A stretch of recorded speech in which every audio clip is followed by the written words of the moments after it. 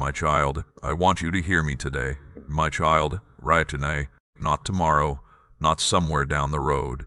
But now, as you are hearing my voice and allowing these words to reach the place in you that has been waiting so long, I am opening doors that no human hand can shut. Doors of provision, doors of opportunity, doors that have remained closed for years, and I hold the key to every one of them. I am turning that key in your life in this very hour, and I want you to pause for a moment and ask yourself if you can sense that something is beginning to move where your eyes cannot yet see it. Something is shifting in the unseen, and I am moving on your behalf.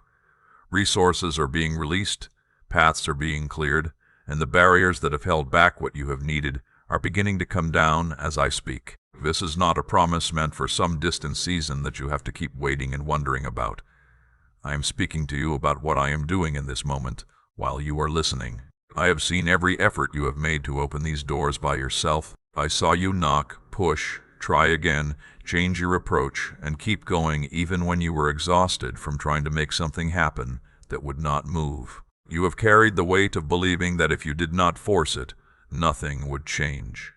And I have come to tell you that you can set that weight down. You do not have to keep fighting alone, because I have taken this matter into my own hands. When I open a door, no power in heaven or on earth can close it. When I close a door, no human scheme can force it back open. Think of the door you have pressed against again and again, the one you began to believe would always remain shut.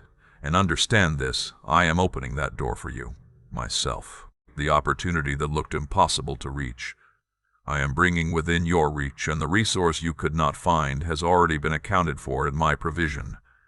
It is moving toward you. It is on its way. Even now, something is being arranged that you could not arrange with your own hands. So listen carefully, because I want you to understand why these words are reaching you today. You did not come across this moment by accident. I have brought you into this moment because I do not want the hour I have appointed to pass you by while you are unaware of what I am doing. There are seasons when heaven draws close over a single life, when I move in ways that are deeply personal and unmistakably mine. This is such a season for you, and I do not want you listening as though these words belong to somebody else. I am speaking to you. I know how long you have waited, and I know the prayers you whispered into the darkness, including the ones that became so difficult to finish that all you could manage was a few words before sleep or exhaustion took over. I know the mornings when you woke with that familiar weight already resting on your chest. You carried it through the day, answered people as though everything was fine, and kept going without telling anyone how tired you really were. I saw all of it. None of those moments disappeared from my sight, and my silence was never proof that I had left you. I remained near you while you could not see what I was doing. I was working in places you could not reach, arranging what needed to be arranged, allowing certain things to wait, preparing other things, and bringing pieces into place until the right hour arrived. That hour is here now. So understand what I am doing. I am not merely repairing the old things so you can struggle through another mile. I am changing the ground beneath your feet. I am changing the way provision meets you. Where there has been only a small stream, I am opening something wider. Where you have had to measure every portion, there will be room to pour. Where you have learned to make yourself smaller because of what you lacked, I am teaching you to stand again and give thanks. I want you to see that the change I am bringing is deeper than temporary relief.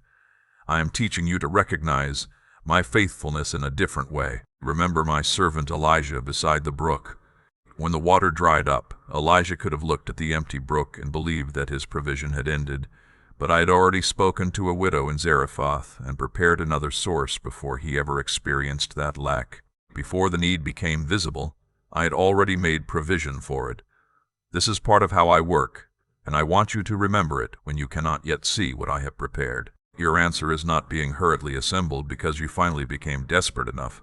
It has been known to me all along, and I have been working toward the appointed time. Think also of the manna in the wilderness when my people woke each morning and found provision waiting for them like frost upon the ground. They did not create it, and they did not manufacture it through their own strength. They gathered what I had already placed before them. I am teaching you something through this. I am teaching you to live with open hands instead of gripping everything in fear, to receive what my faithfulness places before you one day at a time. And I want you to notice something else about the doors I open. They often look different from the door you imagined. You may have spent so long staring at one particular possibility that you could miss the quiet door I am unlocking beside you. So keep your heart soft. Keep your eyes lifted. The connection that looks small may carry more than you realize, and the ordinary day you almost overlook may contain the turn you have been praying for. Do not decide what I can do by the shape you expected the answer to take. I am able to bring provision through a path you never thought to look for. Remember Joseph. On the morning he woke in his prison cell. That day probably looked much like every other day he had known there. Yet before that day was over, he stood before Pharaoh, and everything changed. One day can hold a door you could not see coming. One moment can alter the direction of a life. So do not measure your future only by what your present circumstances are showing you. What you see around you belongs to a season that is passing. It does not have the authority to define every season that comes after it. I am the one who writes the story, and I have already begun something new, even while you are still standing among the scenery of what is ending. I do not look at your bank account and decide how faithful I can be to you. I look to my own faithfulness, and my faithfulness has never run dry. So this is what I am asking from you in this hour. Stop preparing your heart for disappointment. You have learned to expect the worst because some part of you believed that if you expected less, hope could not hurt you as much. I understand why you did that. You have been disappointed before, and somewhere along the way you began protecting yourself from the pain of believing again. But that protection has become heavy. The armor you put on to keep disappointment away has also kept expectation outside your heart, and expectation is the open place through which my provision can enter. You do not have to pretend the pressure is gone. You do not have to pretend that the circumstances are easy. I am asking you to let yourself hope in me again, even while you are still waiting for what you cannot see. Hope in me is never wasted. I do not awaken hunger in you with the intention of leaving you empty. I know the pressure you are under, and I am not asking you to deny it or dress it up as something smaller than it is. The pressure is real, but my word over your life carries greater weight than the pressure, greater weight than the debt, greater weight than the fear, and greater weight than all the years in which you wondered how much longer you could keep going. When I speak over a life, my word becomes the weight that matters most. And I am speaking over your life now. So receive this hour for what it is, a turning point, a hinge where one part of your story begins to give way to another. You came into this moment carrying one kind of burden, and I am calling you to leave it with me. Stay with me through every word I have for you today, because I am laying something beneath your feet, one word at a time. Let each word become another place where you can rest your weight instead of carrying everything by yourself. And if something inside you is stirring, even if it is only a small beginning of hope, answer me now. If you believe I am opening doors for you in this hour, speak it with your own mouth. Say, Amen, Lord, I receive it. Now let me tell you what I've seen, because you have carried so much of this by yourself, and I want you to understand that none of it was hidden from me. I was there in the room on those nights when sleep would not come, watching you lie awake and stare at the ceiling while you added the same numbers over and over, quietly hoping that somehow they would finally come out differently. But they never did, and with every calculation you felt that heaviness settle more deeply in your chest. You turned over and tried to pray, and sometimes you could put the whole prayer into words, while other nights all you could manage was to whisper my name once into the darkness. Hear me, my child, that single word reached me just as surely as the longest prayer you have ever spoken. I saw you open your wallet and quickly close it again, and I saw the envelope sitting unopened on the table for 3 days, because somewhere inside you, you already knew what it contained. I saw you standing in the market, doing that quiet arithmetic in your head, deciding what could stay in the basket and what would have to go back onto the shelf. You thought those moments passed unnoticed, but I saw every one of them. And I saw something deeper too, something you have rarely told anyone. The effort it took to pretend that you were fine when you were not. You stood around people who loved you, and kept your voice steady when something inside you was beginning to bend under the weight. You gave to others even when what you had was already small, because shame made it difficult to admit just how close you were to having nothing left. You were carrying 2 kinds of pain at once, the pressure of the lack itself, and the loneliness of having to hide that lack from everyone around you. I saw both, and neither one caused me to turn away from you in condemnation. They moved me toward you with compassion and action, and I want you to understand something about the silence you have experienced. My silence was never proof that I had stopped caring. A farmer does not abandon the field simply because winter has come. He knows there is work happening beneath the surface that cannot yet be seen. Through the hardest parts of your season, I was working in places your eyes could not reach, bringing things into alignment, preparing people you have not met, holding back what would have overwhelmed you, and allowing only what you were able to carry. You survived things that could have broken you, and that was not simply luck. My hand was upon you. And now listen carefully, because I am speaking the word I have been waiting to speak over you. It is finished. This long season of lack has reached its end, not because circumstances suddenly decided to change, but because I have decreed it. When I decree something, nothing above the earth or beneath it has the authority to overturn what I have spoken. Shortage cannot argue its case against me, and your history of struggle cannot rewrite my word. I want you to hear me, no want you to hear me thing around you, because that this cycle is broken. The pattern that followed your family like a shadow, the old rhythm of almost having enough of moving forward, only to be pulled backward again, of seeing every gain swallowed by an unexpected loss, is losing its hold over you today. I am breaking that rhythm now. It will not be allowed to write the chapter that comes next, because I am the one who writes it, and I know that part of you trembles when you hear me say these things, because hope has hurt you before.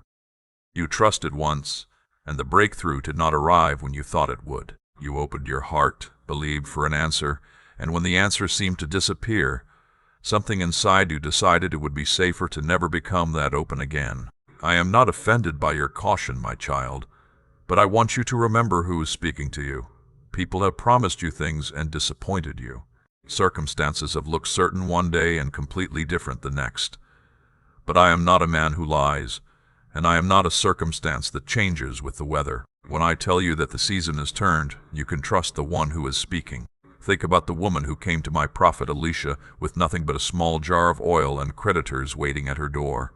She believed she was standing at the end of her story, but I saw the beginning of something she could not yet see. The oil continued to pour from one vessel into another, and it kept flowing until there were no more vessels left to fill. The limitation was never in my supply, so bring me your empty vessels now, the dreams that dried up, the plans you abandoned, and the hopes you quietly folded away and stopped talking about.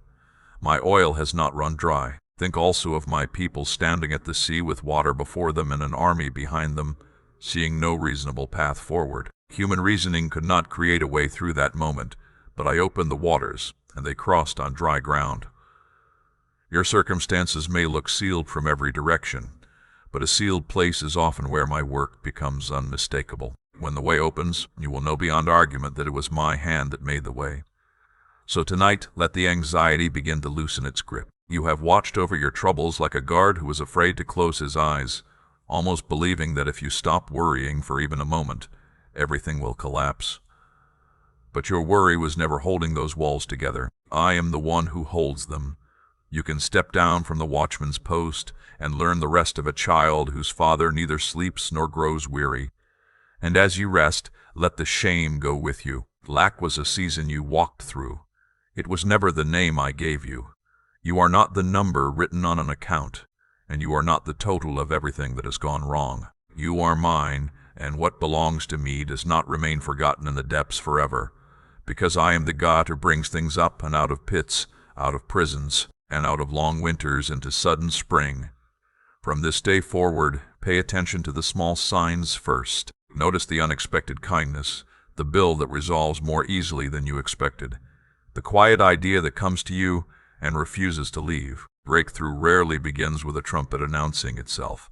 Often it starts like that first narrow thread of light before sunrise, so subtle that you could miss it if you were not looking toward the morning. So look toward the light. I have brought an end to what needed to end, and now I am beginning what I have been preparing for a long time. The decree has been spoken, and the seal has been set. Heaven itself has recorded this day as the day your account turned. Walk away from this hour lighter than when you entered it. The weight you carried was never meant to remain on your shoulders, and I am taking it back. If these words have reached the tender place in you, if they have touched the wound you have been carrying quietly, then do not keep your response hidden. Speak it with your own mouth. I believe the cycle is broken. Amen. Now I need to correct something about the way you have been approaching me, because it has shaped your ability to receive more than you realize. You have come to me like someone standing outside a stranger's house, head lowered, voice barely above a whisper, asking for scraps and apologizing simply for having a need. My child, who taught you to come to my door that way? It was not me. I never placed that posture upon you. Somewhere along the road, disappointment and shame put that clothing on you, and you have worn it for so long that it has begun to feel like your own skin. Today I am asking you to remove it. You are not a stranger standing outside my gate. You are a child in your father's house, and a child does not have to beg at the family table before being allowed to eat. A child sits down because the table has already been prepared with that child in mind. There is bread there, shelter, protection, and a family name. Think about my son's story of the boy who returned home from the far country, carrying a speech he had rehearsed, in which he planned to ask for the place of a hired servant. The father did not even allow him to finish that speech. The robe was already waiting, the ring had already been chosen, and the feast had already been prepared. That is the house you belong to, and that is the Father you have.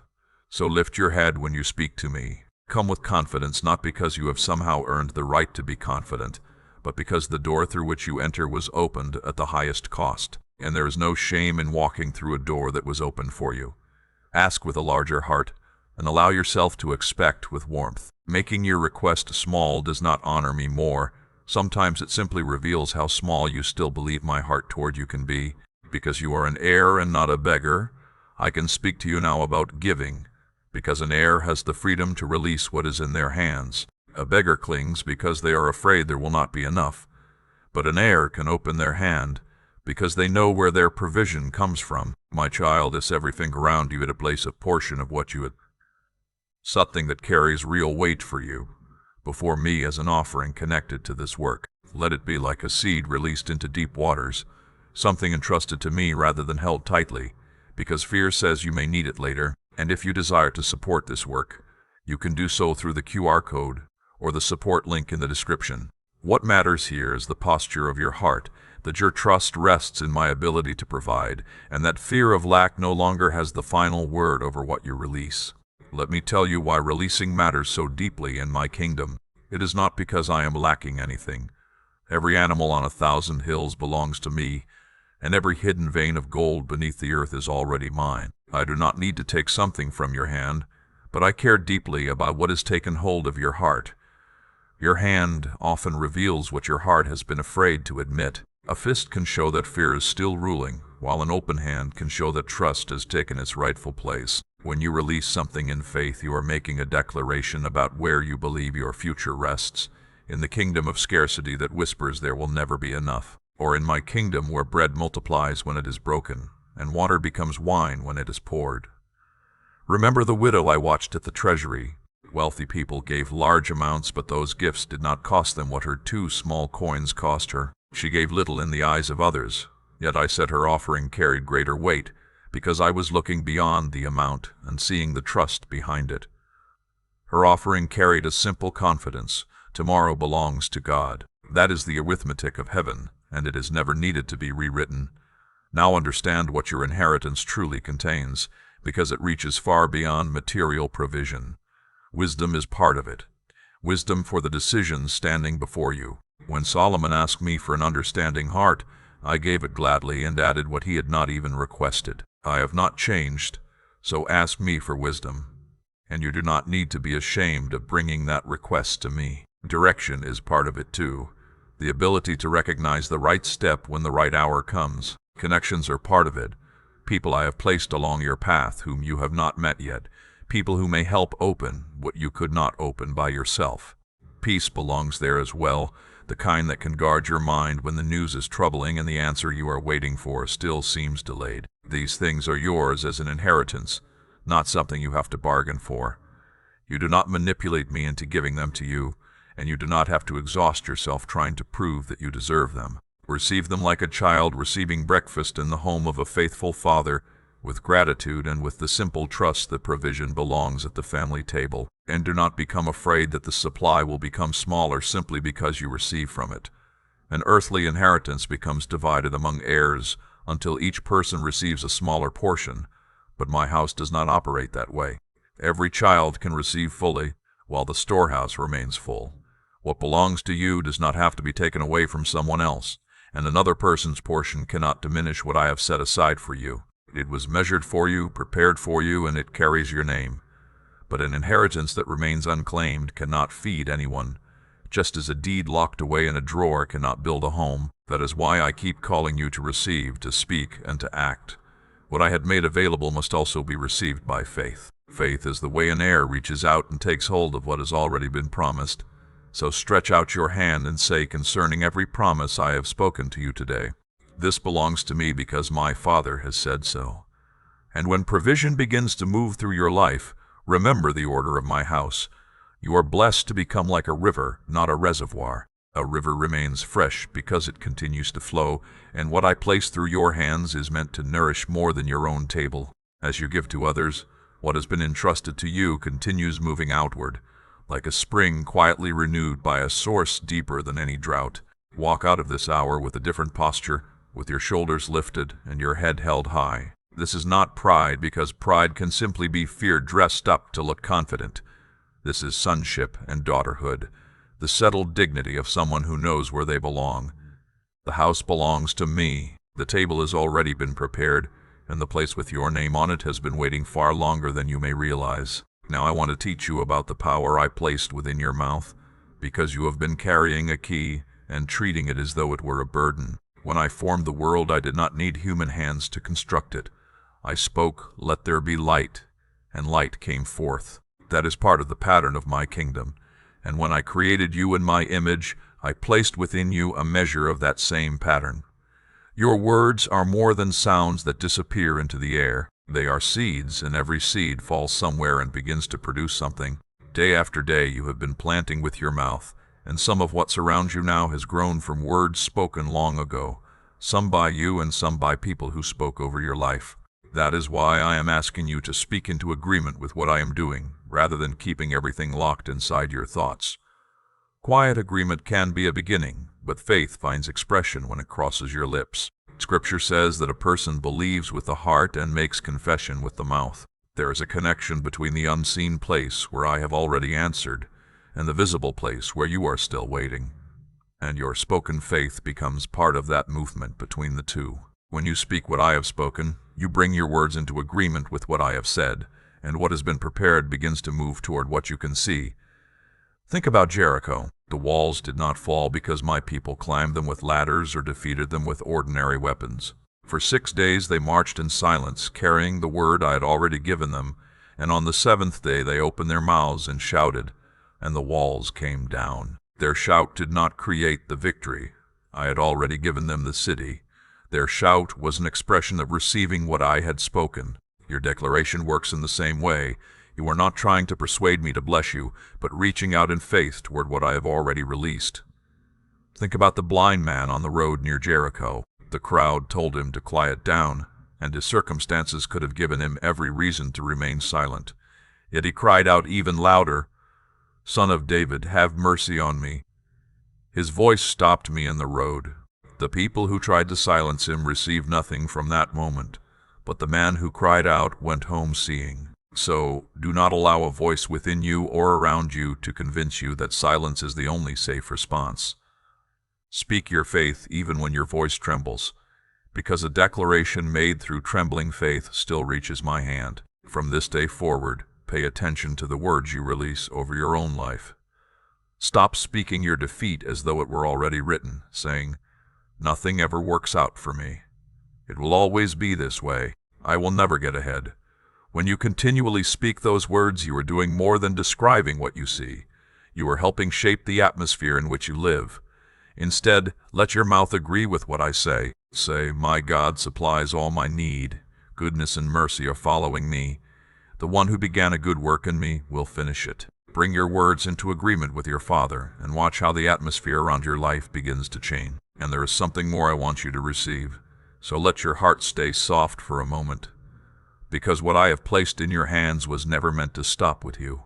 I see the people around you, the people you love, the people whose names you carry before me in prayer, and there is someone close to you who is walking through a valley that feels very familiar to you. Someone is lying awake at night doing the same quiet calculations you once did. Someone is smiling while holding back a flood inside. Someone is beginning to wonder in the silence whether I have forgotten them. You recognize that kind of pain because you have lived it from the inside, and that is why you can sometimes see in another person what everyone else passes by. Even now, as these words reach you, I am bringing a face to your mind. There is a name, a person, someone you suddenly thought of, and I want you to pay attention to that remembrance instead of pushing it away. It is not simply a passing thought for you to dismiss. I am drawing your attention towards someone who needs the hope you have received. I did not give you this word only to comfort you. The same way I did not hand bread to my disciples on that hillside so they could keep it for themselves. I gave it to be passed from one hand to another. And you remember what happened when that bread was shared. 5 loaves fed thousands, and when everyone had eaten, the pieces that remained filled 12 baskets. Because what is given freely can become more than what was held back. So take this hope to that person and speak something life-giving over them today. Tell them that the season of lack can come to an end, that I see them and that I have not forgotten where they are. You do not need perfect words or some impressive speech, because what I am asking from you is simply a willing heart. When you open your mouth to encourage someone who is weary, I will give you what you need to say, and there is something happening beyond what you can see when you do this, because you may become part of the answer to a prayer that you never heard, and a prayer that may have been whispered on a night you knew nothing about. There are few honors greater than being used in that way to bring comfort to someone whose need you never knew was there. And hear this promise concerning every act of generosity. The person who refreshes others will also be refreshed, and the one who carries relief to someone else will experience relief as well. I keep careful account, my child, though my accounting is nothing like the way people keep theirs. Whatever mercy leaves your hands does not disappear from my sight, and you cannot outgive me. No one has ever managed to do so. Many have tried, and those who learn to live generously often become some of the most contented people in my household. So do not wait until every part of your own life has been settled before you strengthen someone else, because the world teaches you to secure yourself first and help only when something remains, while my way calls you to encourage someone even while you are still waiting. There is a particular strength that comes to the person who comforts another while still standing in the middle of their own fire. The 3 men in Babylon were not abandoned when they entered the furnace, and neither are you, and neither is the person you are about to strengthen. Speak life over yourself first, until your own heart begins to believe what you are saying, and then speak it over the person whose face I have placed before you. 2 declarations can come from one mouth, and my power can move through both. Now let me tell you something about yourself that you have sensed for much of your life. Even though you may never have known how to explain it, you have often felt different from the people around you, noticing things they seem to overlook, and sensing the atmosphere of a room before anyone said a word. You have felt deeply, sometimes more deeply than those around you appeared to understand, and there were seasons when you treated that sensitivity as a weakness, something you needed to control or keep hidden. But hear me clearly, my child, I did not make that part of you by accident. I formed that sensitivity with intention, just as a craftsman makes an instrument capable of carrying a delicate sound with care. A rough string cannot hold a subtle note in the same way, and I have been quietly shaping you so that you could notice things others might miss. That sensitivity is one of the ways I can guide your attention toward what matters to me. So when something within you leans toward a choice before your reasoning has caught up, slow down and listen. When a caution rises inside you concerning a road, a person, or an opportunity, and you cannot immediately explain why, do not rush to dismiss it simply because you cannot put the feeling into words. I often guide my children through a quiet inner prompting rather than through something loud and dramatic. Elijah learned this on the mountain, where the wind tore through the rocks, yet I was not in the wind. The earth shook, yet I was not in the shaking, and the fire roared, yet I was not in the fire. Then came that quiet sound, almost like a thin silence, and there I was, and I have not changed where I meet my children. I still speak in the quiet. That is why I am drawing you towards stillness in this season, and I want you to understand the difference between stillness and simply doing nothing. Idleness leaves an empty room, but stillness creates a room where you can listen. Your days have become crowded with voices, responsibilities, opinions, demands, and worries, all speaking at once, while my voice does not compete with the crowd by becoming louder than everything around you. Be still, and know that I am God, and set aside even a small portion of your day where the noise remains outside the door, and you simply sit with me. You may be surprised by what becomes clear in that quiet place. Answers you have chased for months can come gently, without forcing their way into your life, and sometimes clarity arrives with the softness of someone simply sitting down beside you. And I want you to understand something else about where you are right now. You have been positioned, not merely blessed, and those two things are different. A blessing is something placed into your hands, but a position is a place where I have placed you. Where you live, the people around you, the difficulties you have walked through, and the unusual combination of what you have suffered and what you have learned are not meaningless pieces scattered across your life. They belong to the place where you are standing. Esther did not reach the palace through luck, and Mordecai's question still carries weight. Who knows whether you have come into your place for such a time as this? You keep asking me where your purpose is, while you may already be standing inside the place where it begins. Your purpose does not have to wait for another city, another decade, or another version of your life. It begins where your feet are planted in this very hour. So stay awake, my child, but let that watchfulness be free from anxiety. There is a kind of alertness that comes from expectation rather than fear. It is the attentiveness of a servant who knows the master is near, and the patience of a farmer who knows the rain is coming. Live your ordinary days with your lamp ready, because the turning points of a life rarely send you a message ahead of time. Joseph did not know what was about to happen, and David did not know what his simple errand of carrying bread to his brothers would lead toward. Just as the fishermen repairing their nets beside the lake did not know that before the sun went down, their lives would look completely different. Keep your heart ready for me, because I can move suddenly among those who are watching for me.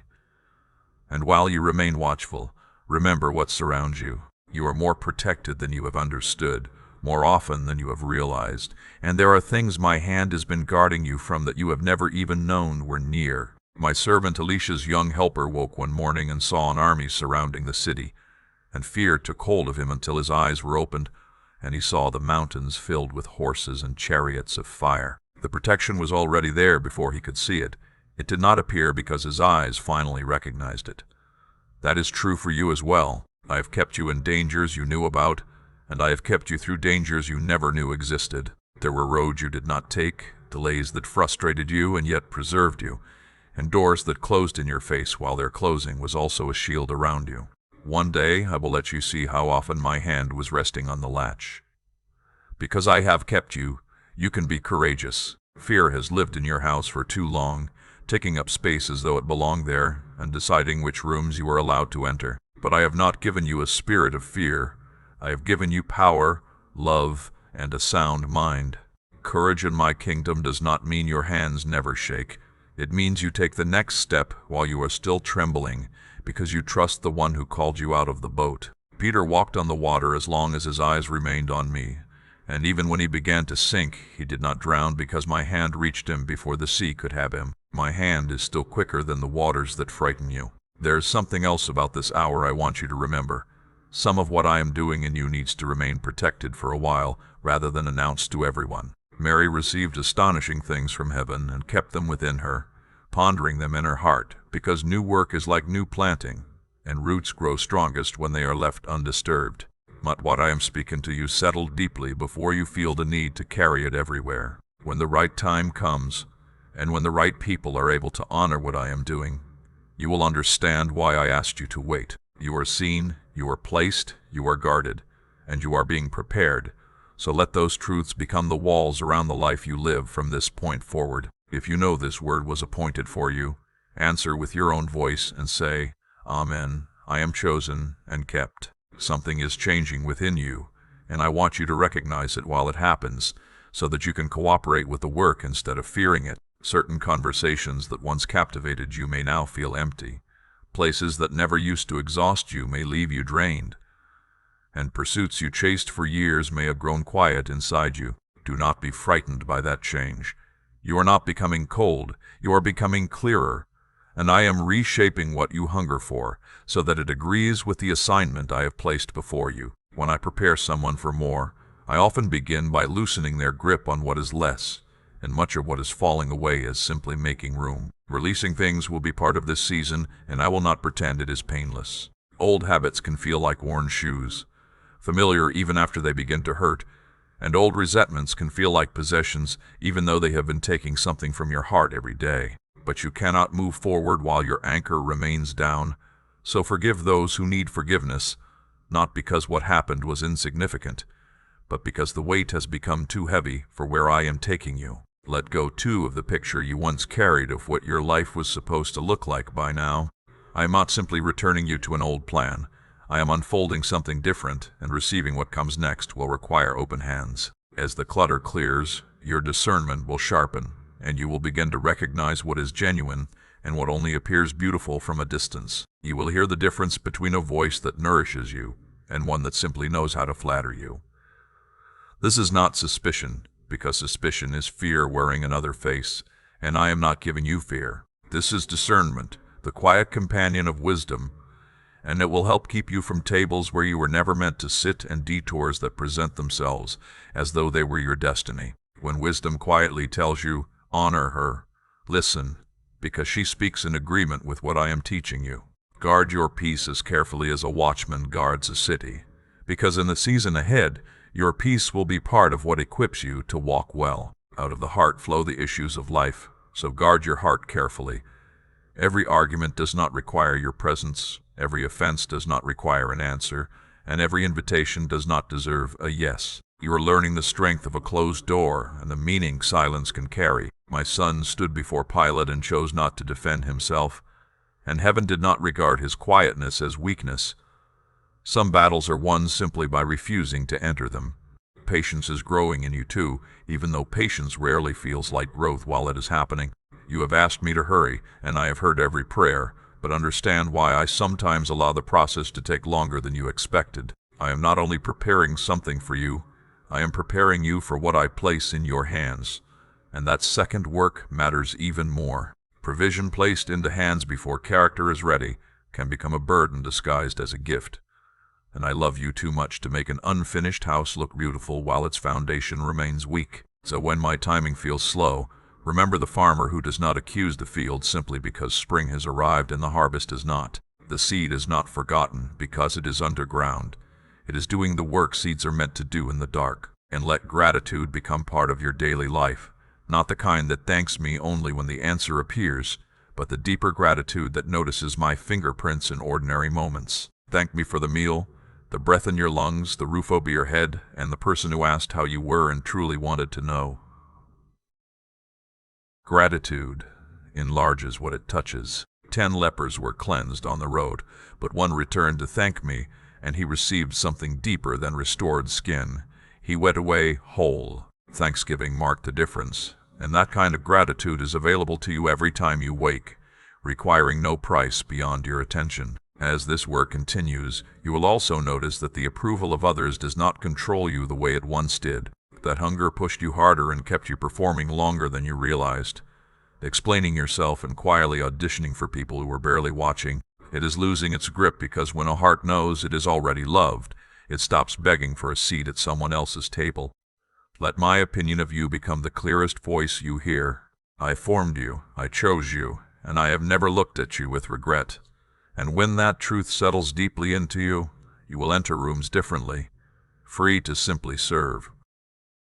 Do not look down on small beginnings. When my people rebuilt the temple, the older ones wept because the new foundation looked so modest beside the house they remembered. But I asked them then what I'm asking you now. Who has the right to despise the day of small things? The plumb line was in the builder's hand, and that was enough for me.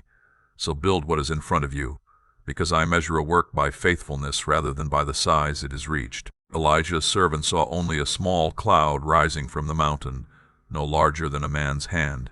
Yet before long the entire sky was dark with rain. Beginnings in my kingdom are often small by design, so what comes from them will bear my signature rather than yours. Tend what I have placed in your hands, and bring me what you have so that I can multiply it.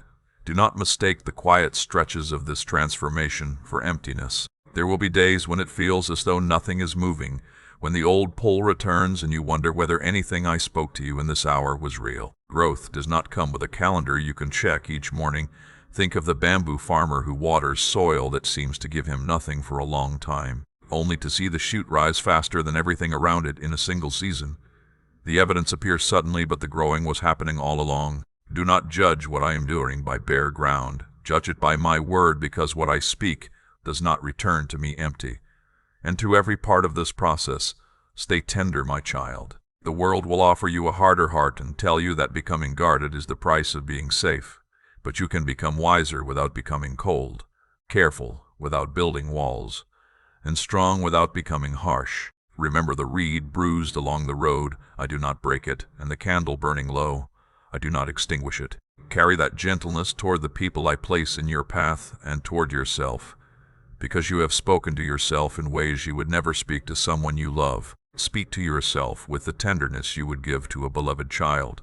That is what you are. This is the shaping beneath the visible work, and the provision I am giving you this year is only part of what I am forming in you. The greater gift is the person you are becoming while you wait for it. Clearer, steadier, kinder, harder to deceive, and more able to bless others. When the provision and the prepared heart meet, you will understand why the road unfolded the way it did, and you will not wish away a single mile of it. Now come closer, my child, because this is the word I most want you to carry from this hour. Everything I have spoken gathers into one simple charge: walk forward. Do not wait until fear disappears. The account is full, or every question has been answered. Walk now, even while fear is speaking and questions remain open, because the promise meets you along the road of obedience. Abraham left without a map, carrying only a voice, and that voice proved more trustworthy than any map could have been. You have heard that same voice throughout this hour, so let it be enough, and take the step. There is a practical step you already know you need to take, a task you have been circling, a conversation you have postponed, or a beginning you keep moving to next week. My provision often travels along the road of small obedience. The widow gathered sticks before the flour multiplied, the servants filled jars with ordinary water before it became wine, and the lepers were healed as they went, not before they moved. Do the small thing in front of you, and watch how heaven meets you in motion. I rarely steer a ship that refuses to leave the harbor, so step out. When you do, expect opposition, but do not let it shake you. New seasons often draw challenges the way light draws moths, and discouragement may grow louder while old doubts return wearing different clothes. People who knew the old version of you may resist what they see changing, but none of this means you have missed my way. Often it means you have stepped onto the road I asked you to walk, because no one wastes arrows on an empty field. Stand firm and lift the shield of faith. I did not bring you through everything you have survived only to abandon you at the edge of your inheritance. And remember to rest. This command is as holy as anything else I have spoken to you today. You were never made for endless strain, and provision that arrives only to find you exhausted would be a poor exchange. I built rest into the rhythm of creation itself. When I ceased from my work, it was not because I was tired. I was teaching you the pattern.